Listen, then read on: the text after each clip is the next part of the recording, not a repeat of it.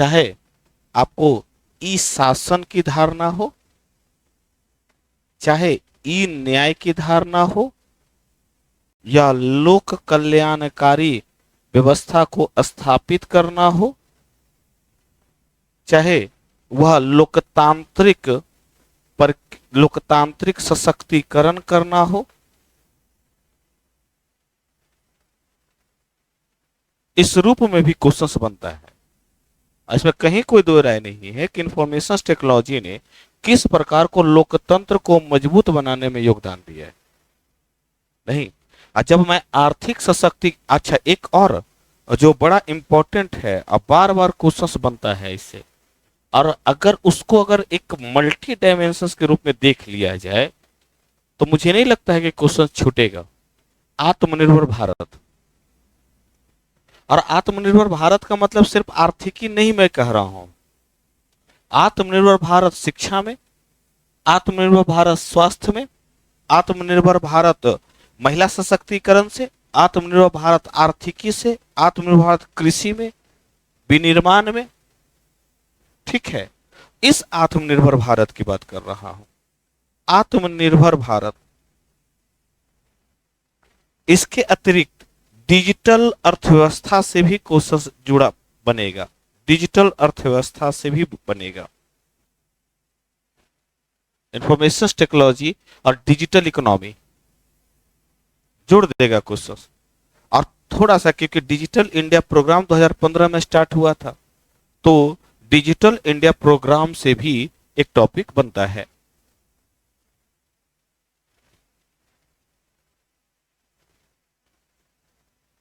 अब एक एक करके देखिए। अब आप यहां पे, अगर मैं आर्थिकी की बात करूं, अगर मैं आर्थिकी, इंफॉर्मेशन टेक्नोलॉजी ने आर्थिक सशक्तिकरण या आर्थिक सुधार या सशक्तिकरण को बढ़ावा देने में किस प्रकार योगदान दिया है, इसका योगदान क्या है। तो आर्थिकी में आप क्या देखते हैं, आप सबसे पहले देखते हैं कृषि में। आप देखिए तो कृषि में सुधार करने के लिए किसान कॉल सेंटर, जिसके माध्यम से, किसान कॉल सेंटर के माध्यम से किसान है जो नहीं बेहतर जानकारी प्राप्त कर सकता है, और साथ ही ई नाम के माध्यम से, ई नाम के माध्यम से बेहतर बेहतर परिणाम प्राप्त कर सकता है, यानी कि बेहतर उपज का दाम मिल सकता है, अपने खाद्य वस्तुओं को कहीं भी बेच सकता है। और ई नाम ने तो स्थानीय पारंपरिक मंडी को बदल करके इलेक्ट्रॉनिक मंडी में बदल दिया, और भारत के सारे मंडियों को जोड़ दिया है ई नाम के माध्यम से। अब किसान जो है कहीं भी अपने प्रोडक्ट को कहीं भी बेच सकता है। आप एपीएमसी मंडी की सबसे बड़ी समस्या क्या थी, जो पारंपरिक मंडी है उसकी सबसे बड़ी समस्या थी कि किसान को उसी मंडी में बेचना था, और उस मंडी में सब तो बैठा हुआ बिचौलिया है। कृषि विधेयक कानून तो इसी के खिलाफ ना आया था, उस मंडी में तो बैठा हुआ सब बिचौलिया है। और बिचौलिया जो है तो अच्छा, जितना बार किसान उपज लेकर के जाएगा उतना बार उसको लाइसेंस बनाना पड़ेगा, जिससे कॉस्ट बढ़ना जाता है।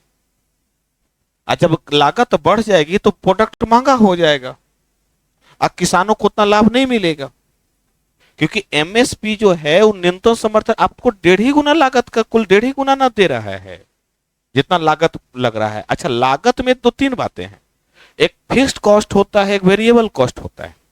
अब समझिए, इकोनॉमिक्स में एक पार्ट पढ़ना है, सीपीआर पढ़ना है, इकोनॉमिक्स में सीपीआर पढ़ना है, और इसके बिना आपका इकोनॉमिक्स कितना पढ़ लीजिएगा नहीं सफल हो पाइएगा। सीपीआर का मतलब होता है कॉस्ट, प्रोडक्ट, रेवेन्यू, ये है सीपीआर। ठीक है। अच्छा, कॉस्ट लगेगा तो लागत लगेगा, तो लागत 2 प्रकार की होगी। जो लागत होता है वो 2 प्रकार का होता है। ठीक है, एक होता है फिक्स्ड कॉस्ट और एक होता है वेरिएबल कॉस्ट, परिवर्तित लागत। मैं वहां पर आने से पहले की बात बता रहा हूं।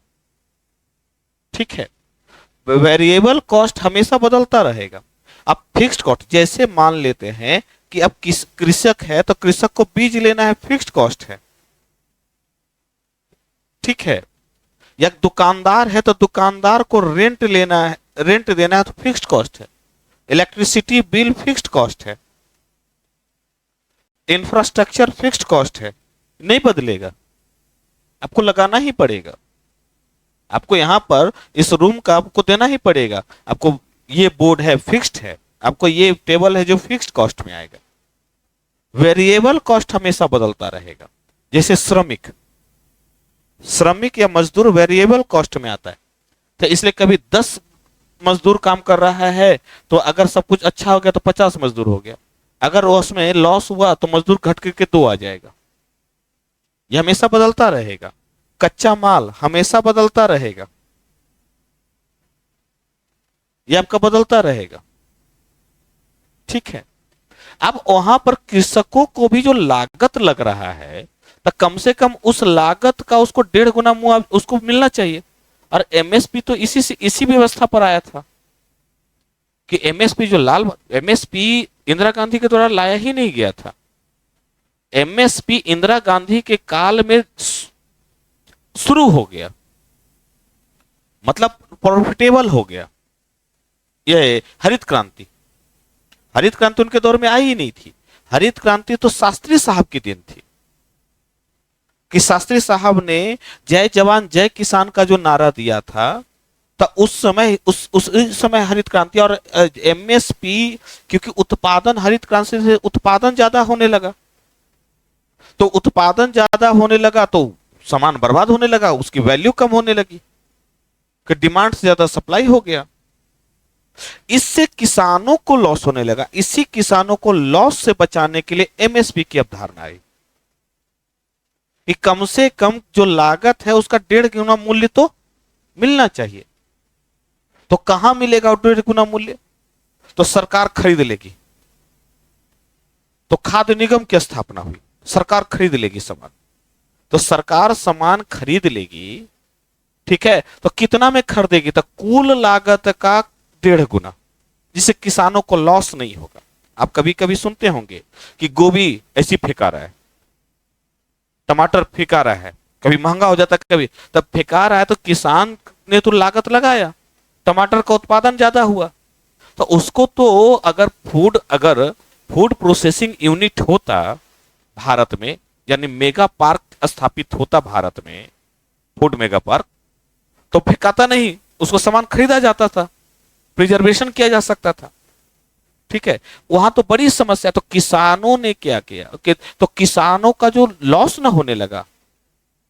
अच्छा, आप जो मंडी में बेचने जा रहे हो स्थानीय मंडी में ना बेचने जा रहे हैं। यहां तो नहीं है कि पटना का किसान है जो कानपुर में जाके बेचेगा, क्योंकि वहां तक सामान ले जाने के लिए उसका सामान ट्रांसपोर्टेशन कॉस्ट कहां आएगा? नहीं। अच्छा, जहां तक खाद्यान्न वाला जो है, तो जो अच्छा बिहार में आपको मंडी नहीं मिलेगा, बिहार मंडी नहीं है, इसलिए किसान है जो व्यापारी का शोषक बनता चला गया, व्यापारी को डायरेक्ट बेचने लग गया। अब व्यापारी ले रहा है नहीं ले रहा है, कम उसका 1.5, कभी कभी तो मूल्य तक उसका मूल्य पर ही बेचना पड़ता है। ठीक है, तो ई नाम ने मार्केट को बढ़ा दिया। अब सोचिए ना, अच्छा शहरों में जो टियर 1 शहरें हैं, वो टियर 1 शहरों में खेती कहां होती है? टियर 1 शहर तो गांव पर जिंदा है, या जितने भी शहर है वो गांव पर जिंदा है। तब मुंबई के पास रेवेन्यू बहुत ज्यादा है, पैसा बहुत ज्यादा है। ठीक है, तो किसान क्या करेगा? यूपी का किसान, बिहार का किसान क्या करेगा? ई नाम के माध्यम से वहां के व्यापारी से संपर्क करेगा। अब जो व्यापारी पटना का 1000 रुपये में लेने को तैयार है, वह व्यापारी मुंबई वाला 2000 में लेने को तैयार बैठ जाएगा। इसका इंपैक्ट क्या पड़ेगा? किसानों को बेहतर उपज मिलेगी। इस ई नाम यानी ई मार्केटिंग की अवधारणा ने किसानों को बेहतर उपज देने पर जोड़ दिया। अच्छा, यह सिस्टम ये हुआ कैसे? ई नाम में बढ़ोतरी हुई कैसे? तो मैंने कहा ना कि जितने भी पंचायत हैं, सभी पंचायतों को ऑप्टिकल फाइबर से जोड़ दिया गया। आप कई जगह सीसीएस सेंटर आप देखेंगे, कॉमन सर्विस सेंटर, नहीं सीएससी बोलते हैं, सीसीएस नहीं बोलते, सीएससी सेंटर देखेंगे, कॉमन सर्विस सेंटर।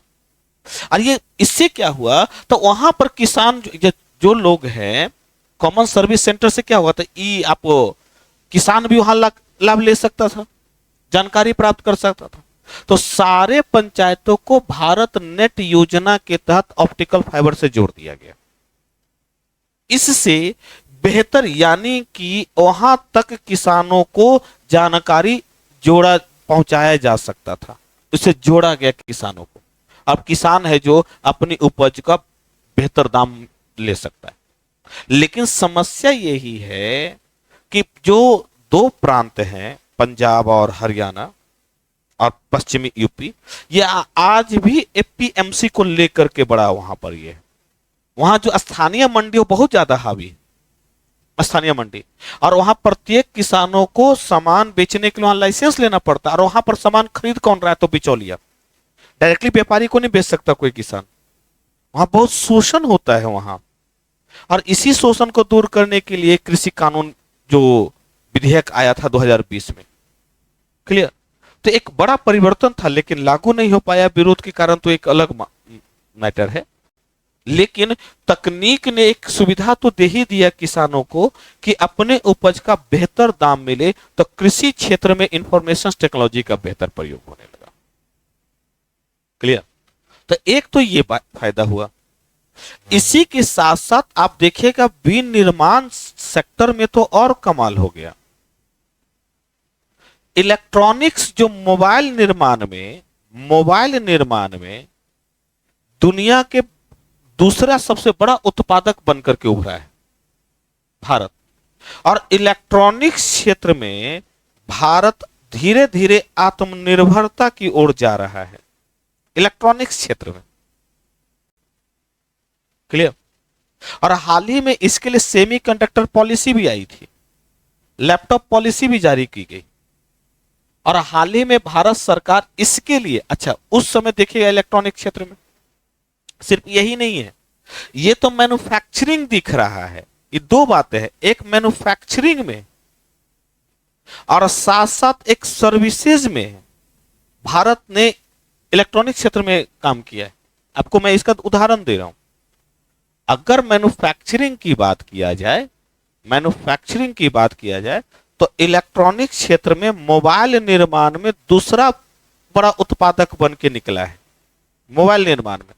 और दुनिया में सबसे, सैमसंग का सबसे ज्यादा मोबाइल निर्माण भारत में होता है। यहां तक कि एप्पल कंपनी भी अब चाइना को छोड़ करके भारत में इन्वेस्ट कर रही है, ठीक है। और हाल ही में लिथियम आधारित बैटरी जो अब क्योंकि अब तो लिथियम आधारित बैटरी है। अच्छा, लिथियम बनने के लिए, कोई भी आप बनने के लिए आपको क्या चाहिए, तो संसाधन। आपको क्या चाहिए, कच्चा माल। अब भारत में देखिएगा हाल के दिनों में लिथियम की खोज हुई, और दुनिया में दूसरा सबसे बड़ा लिथियम क्षेत्र है। अगर आप बोलीविया, चिली के, अर्जेंटीना के त्रिकोणीय क्षेत्र को छोड़ दें, जो ट्रायंगल क्षेत्र को छोड़ दें, तो उसके बाद भारत दुनिया के सबसे ज्यादा लिथियम भंडारक में है। अभी तो उत्पादन होना है तो अलग बातें हैं, लेकिन लिथियम भंडारक में है भारत, ठीक है। और लिथियम से लिथियम आयन बैटरी बनेगी, जिसके कारण मोबाइल को भी फायदा मिलेगा कि मोबाइल में लिथियम आयन है, और साथ ही आपको इससे इलेक्ट्रिकल व्हीकल्स के क्षेत्र में भी लाभ मिलेगा। एक क्रांतिकारी परिवर्तन हो रहा है, क्लियर। तो एक तो यहां पर आपको इलेक्ट्रॉनिक्स क्षेत्र में भारत जो है वो आगे बढ़ा है विनिर्माण में। और इसके लिए भारत ने पीएलआई स्कीम भी लॉन्च की थी। अब पीएलआई स्कीम में 14 क्षेत्र समाहित थे, और उसमें से एक क्षेत्र है आपका इलेक्ट्रॉनिक्स। पीएलआई से पीटी में क्वेश्चन भी पूछा गया था इस बार, ठीक है। पीएलआई स्कीम से, प्रोडक्शन लिंक्ड इनिशिएटिव से 14 क्षेत्रों को जोड़ा गया है, और उस 14 क्षेत्र में एक क्षेत्र है इलेक्ट्रॉनिक्स। तो इलेक्ट्रॉनिक्स क्षेत्र को बढ़ावा देने के लिए सरकार ने इसके तहत समर्थन दिया है। इसके साथ साथ आप देखिएगा मेक इन इंडिया कार्यक्रम से भी इसको बढ़ावा मिला है। क्लियर। और इसके साथ साथ एक और चीज देखिए, मेक इन इंडिया कार्यक्रम से सॉफ्टवेयर उत्पादन, सॉफ्टवेयर विकास में भारत बड़ा ताकत के रूप में उभरा है। और उसका कारण भी है, भारत ने गलवान 2020 में, गलवान घटना के बाद, 2020 में गलवान घटना के बाद भारत ने कई चाइनीज ऐप पर प्रतिबंध लगाने की घोषणा की। कई चाइनीज ऐप पर प्रतिबंध, क्लियर है बाजी, कई चाइनीज ऐप पर प्रतिबंध लगाने की घोषणा की। ठीक, अब ठीक है, ठीक। कहां थे, सॉफ्टवेयर वाले पे, हाँ बोलिए ना, गलवान घटना पे, ठीक है। अब उसका इम्पैक्ट ये पड़ गया कि अच्छा, भारत ने उस तरह कई सारे ऐप्स को बंद कर दिया था, और भारत ने मेक इन इंडिया आधारित ऐप्स को है जो बढ़ावा देने पर की नीति जारी की। और उसके कारण देखिए कि जो ऐप बंद हुआ उसकी जगह देखिए, ट्विटर की जगह कू ऐप आ गया, जब मेक इन इंडिया, चिंगारी ऐप आ गया, कई भारतीय ऐप विकसित हो गए। यानी कि सॉफ्टवेयर इंडस्ट्री को एक आधार मिल गया, सॉफ्टवेयर इंडस्ट्री को एक आधार मिला। इसके कारण भारत मैन्युफैक्चरिंग के साथ साथ, यानी हार्डवेयर के साथ साथ, आपको सॉफ्टवेयर के क्षेत्र में एक बड़ी ताकत के रूप में उभरा। क्लियर। तो यानी कि इस स्थिति में तो विनिर्माण के क्षेत्र में इंफॉर्मेशन टेक्नोलॉजी की बड़ी भूमिका रही। अच्छा, मैं बार बार कह रहा हूं, इंफॉर्मेशन टेक्नोलॉजी में कॉमन है, आप पढ़िए, इसको पढ़िए, सूचना एवं संचार तकनीक, संचार तकनीक, या संचार तकनीक भारत में बनने लगे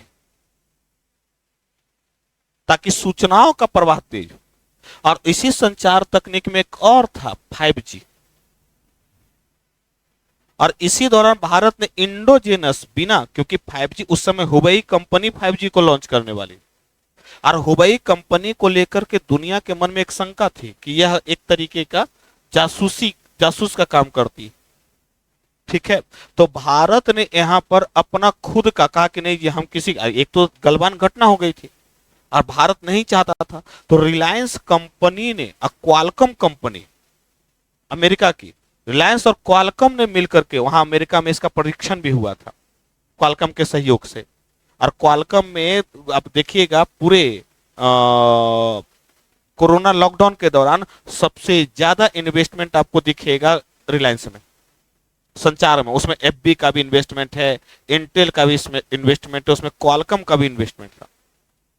ठीक है, तो 5G तकनीक का विकास हुआ जो इंडोजेनस तकनीक है, इंडोजेनस तकनीक है, और जिसने आत्मनिर्भर भारत की दिशा को एक रास्ता दिखाया। क्लियर। तो एक तो विनिर्माण क्षेत्र में इसका प्रयोग हुआ, और अगर इसका प्रयोग अन्य देखिएगा तो आपका वित्तीय समावेशन में, वित्तीय समावेशन में इसका प्रयोग हुआ। बड़े पैमाने पर बैंक अकाउंट आपको ओपन होने लगे, पेमेंट्स बैंक नहीं, आपका एयरटेल को अधिकार मिलेगा पेमेंट्स बैंक खोलने का। ठीक है, कई, और इसके कारण एक अन्य वित्तीय समावेशन में तो लोग को जोड़ा ही गया, जनधन योजना या पेमेंट्स बैंक के माध्यम से जोड़ा ही गया। इसके साथ साथ ट्रांजैक्शंस में भी परिवर्तन आए, ट्रांजैक्शंस का स्वरूप बदल गया, और यूपीआई सिस्टम का विकास हुआ। और दुनिया में सबसे ज्यादा यूपीआई के माध्यम से ट्रांजैक्शंस भारत में होता है, भारत में होता है। ठीक है, तो इतना बड़ा पैमाना, तो ये एक बड़ा चेंजिंग था एक इंफॉर्मेशन टेक्नोलॉजी का। तो इसने एक काम किया कि भारत को आर्थिक सशक्तिकरण के रूप में आर्थिक सशक्तिकरण करने का कार्य किया। अब ये नहीं कहा जा सकता कि एकदम पूरे भारत है जो दूसरा तीसरा अर्थव्यवस्था पहली अर्थव्यवस्था पहुंच गया, लेकिन इसका अगर अनुमान अगर देखा जाए तो ये 2025 तक जाते जाते इसके माध्यम से 2025 तक जाते जाते 1 ट्रिलियन डॉलर की अर्थव्यवस्था स्थापित कर लेगा। डिजिटल इकोनॉमी हो जाएगी। 1 ट्रिलियन टोटल कितना है होना, अभी तक लक्ष्य कितना है? 5 का, उसमें से अकेले 1 ट्रिलियन इसी का होगा। तो इसका असर यह हुआ कि इसने आर्थिक सशक्तिकरण को स्थापित करने पर जोर दिया, इंफॉर्मेशन टेक्नोलॉजी। तो ऐसा कोई क्षेत्र आपको नजर नहीं आएगा बंधु जब इसका जहां प्रयोग नहीं हो रहा। तो सामाजिक प्रयोग आपका हो रहा है इंफॉर्मेशन टेक्नोलॉजी का, वहीं इसका आर्थिक इसका प्रयोग इंफॉर्मेशन टेक्नोलॉजी का हो रहा है। और अगर राजनैतिक इसका प्रयोग करें तो और आपको दिखेगा। अगर मैं इसके राजनैतिक विकास की तरफ जाऊं, इंफॉर्मेशन एंड टेक्नोलॉजी और राजनैतिक सशक्तिकरण, तो ध्यान रखिए इसी के माध्यम से ई शासन की स्थापना हुई। ई शासन को बढ़ावा मिला। शासन का मतलब होता है कार्यपालिका, विधायिका और न्यायपालिका, तीनों। ठीक है, तो इस तीनों का स्वरूप ई शासन का हो गया। अब कहा इसके माध्यम से सरकार अब आपके द्वार तक आ गई, घर तक आई। सरकार अब आपके घर तक आ गई। कैसे? तो आप देखिएगा कि जितने भी फॉर्म्स वगैरह होते हैं वो सारे ऑनलाइन हो गए, सब डिजिटल हो गए। यहां तक कि आपको जितने भी सेवा है, सभी सेवा है जो ई सेवा में तब्दील हो गई। जैसे जन्म प्रमाण पत्र, जैसे मृत्यु प्रमाण पत्र, जैसे आपका निवास प्रमाण पत्र, नहीं आपका जाति प्रमाण पत्र, सभी कुछ ऑनलाइन होता चला गया। तो जो भीड़, जो भ्रष्टाचार, जो बीच में बिचौलिया जो खड़ा था, उस सारा बिचौलिया धीरे धीरे खत्म होता चला गया। यह सब व्यवस्था कहां चली गई? ऑनलाइन की तरफ। ठीक है, पेंशन, तो जितने भी, यानी कि सरकार आपके घर तक आपको लाभ देने के लिए, कल्याण करने के लिए आपके घर तक आ गई, जिसे लोक कल्याणकारी अवधारणा को स्थापित किया। क्लियर? और ई शासन के माध्यम से, ई गवर्नेंस के माध्यम से, ई सेवा, ई न्याय, ई कोर्ट की स्थापना को बढ़ावा मिला। आप समझिए बंधु कि आप सबसे बड़ी चुनौती क्या है भारत? मुझे तो लगता है कि सबसे बड़ी चुनौती जो आज के दौर में भारत में है, रोटी कपड़ा मकान नहीं है। एक बड़ी चुनौती है समय पर न्याय का न मिलना। इससे असमानता क्रिएट हो जाती है और उसके पीछे रीजन है कि कई उसमें बिचौलिए हावी हैं, भ्रष्टाचार बहुत ज्यादा है, लोग को तो जानकारी ही नहीं है। अगर इसमें तकनीक ने बड़ा योगदान दिया। आप कभी देखिए, आपको एक उदाहरण, पटना हाई कोर्ट देखिए। पटना हाई कोर्ट आप देखना चाहते हैं आज कितना जज बैठा, कौन से कितने जज किस बेंच में बैठ रहे हैं, कौन सा जज ने क्या निर्णय दिया, कितने लोग को बेल मिला, कितने लोग को के लिए से निर्णय हुए, कितने लोग के लिए निर्णय हुए, सारा आपको ऑनलाइन अवेलेबल है। आपको वहां रुकना, लाइव तक है। लाइव वीडियो तो हाल ही 27 सितंबर से स्टार्ट हुआ है। ये सभी इंफॉर्मेशन टेक्नोलॉजी आपको यहां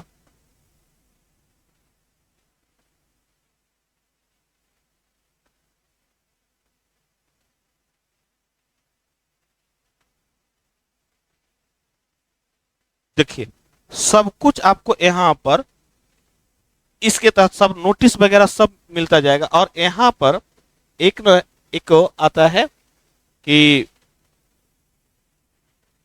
फाइलिंग, एक लिस्ट आता है यहां पे, ऑनलाइन डिस्प्ले बोर्ड। ठीक है, कौन सा सेशन चल रहा है, कोर्ट नंबर, अब ये बंद हो गया होगा, अब हाई कोर्ट बंद है, अभी छुट्टी पर चला गया। सब कौन सा session, not in session, court number 112, court number 1, सारे कोर्ट नंबर में देखिए अभी काम नहीं चल रहा है। ठीक है, इसके कारण लोग अब सब कुछ ऑनलाइन देख सकते हैं, यहां तक कि आप इसके माध्यम से आप जो है क्या बोलते हैं, केस स्टडी तक को देख सकते हैं। मेरा केस नंबर जो है वो कहां पर है, किस जज के पास है, सब कुछ आपके पास केस नंबर है, वो केस नंबर देख लीजिए कि किस जज ने क्या सुनवाई की। क्लियर।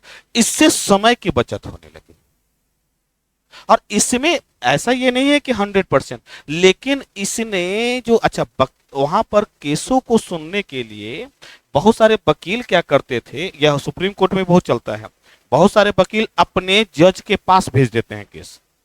मेरा जान पहचान का जज है तो मेरे प्रति निर्णय देगा, मेरे पक्ष में निर्णय देगा। अब मेरे पक्ष में निर्णय देगा तो मैं जीत जाऊंगा, तो मैं बड़ा वकील और बड़ा होता जाऊंगा। और ये लॉबी चलती है वहां पर, और सुप्रीम कोर्ट तो इस लॉबी से बहुत ज्यादा प्रभावित है। इसलिए इस लॉबी को खत्म करने के लिए सब डिजिटलाइज कर दिया। अब किसके पास केस जाएगा किसी को नहीं पता, सब कंप्यूटराइज कर दिया है कि जिस वकील का है वह उस वकील का केस उसके जान पहचान वाले के पास जाएगा। अब नहीं कहा जा सकता, कहीं भी जहां खाली होगा वहां चला जाएगा। ये सब ऑनलाइन हो गया, ये सब डिजिटलाइज हो गया।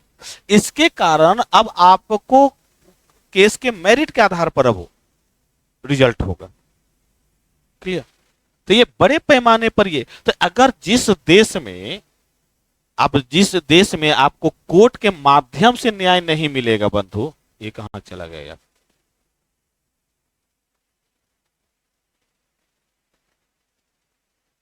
ठीक है, आप वहां असमानता क्रिएट हो जाएगी। ऐसा सिविल कोर्ट में भी है, ये तो हाई कोर्ट का मैं देखा है, सिविल कोर्ट, हाई कोर्ट और सुप्रीम कोर्ट। अब तो लाइव स्ट्रीमिंग हो रही है, इसी 27 सितंबर से लाइव स्ट्रीमिंग शुरू हुआ था। क्लियर। तो इसका असर यह होगा कि लोग को पता चलना चाहिए कि वहां की स्थिति एक्चुअली वास्तविक स्थिति है क्या। तो इसके पीछे रीजंस किसका है, तो वह कारण है इंफॉर्मेशन टेक्नोलॉजी। उसके माध्यम से ई कोर्ट, ई न्याय की अवधारणा स्थापित हो, इस सर्विसेज दिया जाने लगा। और जिसने एक बड़ा एक समावेशी विकास की धारणा स्थापित कर दी कि समाज के सभी वर्गों को अब साथ लेकर के चलिए, अब किसी वर्ग को के विपरीत नहीं जाइएगा, नहीं, तो समावेशी विकास की अवधारणा प्रस्तुत करती। क्लियर। और इसके साथ साथ एक बड़ा रीजंस हुआ, एक बड़ा परिवर्तन। लोकतंत्र की महत्वपूर्ण विशेषता है बंधु फंडामेंटल राइट्स का संरक्षण। जहां फंडामेंटल राइट्स नहीं होगा ना, वो डेमोक्रेसी नहीं चलेगा। इसने लोगों को अधिकार बताना शुरू कर दिया, अधिकार से परिचय करवाया कि आपका क्या अधिकार है। अब सूचनाओं का दौर इतना तीव्र है कि प्रत्येक लोग अपने आप में पत्रकार है और उसे अपने अधिकार का पता है। उसके पास सबसे बड़ा हथियार मोबाइल है, नहीं, तो इसने अधिकार का विस्तार कर दिया। और इसलिए समय समय पर अधिकार की मांग में और तीव्रता आ गई। इसे देखिएगा, लगातार समय समय पर अब अधिकार की मांग की जा रही, नहीं। और अधिकार का मतलब वही होता है बंधु कि व्यक्ति द्वारा मांग की जाए और राज्य उसको प्रदान करे। 3 तलाक, सबरीमाला में जाने का अधिकार, कामाख्या मंदिर में जाने का अधिकार, नहीं, यह सारा अधिकार को जो जैसे से परिचय, तो इसमें सबसे बड़ा रोल इंफॉर्मेशन एंड टेक्नोलॉजी का। तो इसने राजनीतिक सशक्तिकरण करने के साथ साथ, यानी सामाजिक सशक्तिकरण करने के साथ साथ आर्थिक सशक्तिकरण को भी बढ़ावा दिया और साथ साथ राजनीतिक सशक्तिकरण को बढ़ावा दिया। यही कारण है कि आप देखिएगा कि बड़े पैमाने पर, ठीक है, तो लोकतांत्रिक सशक्तिकरण होने लगे, लोक कल्याणकारी अवधारणा को बढ़ावा मिला और इसने भ्रष्टाचार को नियंत्रित करने का काम किया। क्लियर। इसलिए इंफॉर्मेशन टेक्नोलॉजी सिर्फ इस रूप में नहीं है एक तकनीक है और ये तकनीक से है जो, चलो जी, इसने पूरे मानवीय पहलू और सामाजिक आर्थिक राजनीतिक सारे पहलुओं को बदल दिया है। क्लियर। अब इसका अन्य प्रयोग देखिए। अब अगर मैं इसके अन्य प्रयोग पर जाऊं तो आपदा प्रबंधन में इसका बेहतर प्रयोग देखेंगे आप। आपदा प्रबंधन का तीन स्वरूप है। आपदा प्रबंधन का तीन रूप है। एक है के पहले, के समय और के बाद। तीन रूप है। के पहले का मतलब है आपदा से पूर्व सूचना का आना, पूर्व सूचना का आना, जिससे आप अपने आप को बचाव कर सकते हैं, उस जगह से खाली कर सकते हैं। अगर समय पर सूचना नहीं मिलेगी तो कैसे सूचना मिल रही है? तो रेडियो के माध्यम से। कैसे सूचना मिल रही है? तो टीवी के माध्यम से। कैसे सूचना मिल रही है? तो मोबाइल के माध्यम से। नहीं। और देखिए तो इंद्रवज्र तकनीक, इंद्रवज्र ऐप नहीं है कि यहां पर आपको बिजली गिरने की संभावना ज्यादा है, तो क्या है ये? तो इंफॉर्मेशन आपके साथ पास पहुंच रहे हैं। आपको रेडियो के माध्यम से बाढ़ के आने या चक्रवात के आने की पूर्व सूचना दे दी जाती है। भूकंप का इसमें कहीं रोल नहीं है। अलर्ट मैसेज आना शुरू हो जाता है। तो क्या है? इंफॉर्मेशन टेक्नोलॉजी तो है। के समय आप इसका प्रयोग नहीं हो सकता, इसलिए नहीं हो सकता कि उस समय विपदा में है, लेकिन बाढ़ के समय इसका प्रयोग हो सकता है। अब भूकंप के समय थोड़े ना होगा। बाढ़ के समय या अकाल के समय इसका व्यापक प्रयोग हो सकता है। वही अकाल नहीं, तब बड़े पैमाने पर इसका प्रयोग और प्रॉपर उन लोगों तक इंफॉर्मेशन पहुंचाई जा सकती है। ठीक है। अब आप देखिए के बाद तक, के बाद के समय आप देखिए के बाद का मतलब क्या है? जल्द से जल्द सहायता, जल्द से जल्द सहायता, यही ना होता है। के बाद की स्थिति तो वही है। तो जल्द से जल्द, तो जल्द से जल्द वहां तक इंफॉर्मेशन पहुंचना, तो इसमें इंफॉर्मेशन टेक्नोलॉजी का बड़ा योगदान हो सकता है। नहीं। और जल्द से जल्द सहायता में तो आपदा प्रबंधन को प्रभावी बनाने में योगदान नहीं देगा। क्लियर। आप देखिए तो अब बाढ़ आई तो वहां तक सूचना, वहां तक जल्द से जल्द सहायता। भूकंप आ गया, तब भूकंप के बाद, क्योंकि भूकंप के दौरान आप कुछ कर नहीं सकते, ना तो पूर्व सूचना दे सकते हैं, ना कुछ कर सकते हैं। तो के बाद तो वहां तक तुरंत सहायता पहुंचाना। ठीक है। तो ये एक बड़े पैमाने पर आपदा प्रबंधन को बढ़ावा देता है। क्लियर। तो इसे कई सारे क्षेत्र हैं आपको। अच्छा, प्रबंधन में आपको कई सारे, और क्या यह एक प्रकार से जल प्रबंधन की तरफ लोग को जागरूक नहीं करता है? कचरा प्रबंधन की तरफ लोग को जागरूक नहीं करता है? नहीं। आप जो स्वच्छ भारत अभियान देख रहे हैं, तो स्वच्छ भारत ऐप बना हुआ है और उसके तहत रेटिंग तय होती है। नहीं। तो इसे एक प्रकार से यह प्रबंधन को बढ़ावा देने में हम योगदान दे रहे हैं। तो इसलिए आईटी सिर्फ इस रूप में नहीं है कि आईटी का मतलब हो गया कि चलिए सिर्फ मोबाइल। आईटी सभी रूप में जहां से सूचना पहुंचाए। हाँ, इस सूचना का प्रवाह कितना तीव्र होगा डिपेंड इस पर करता है। एक बड़ा एक थ्योरी है, 9th क्लास में आपने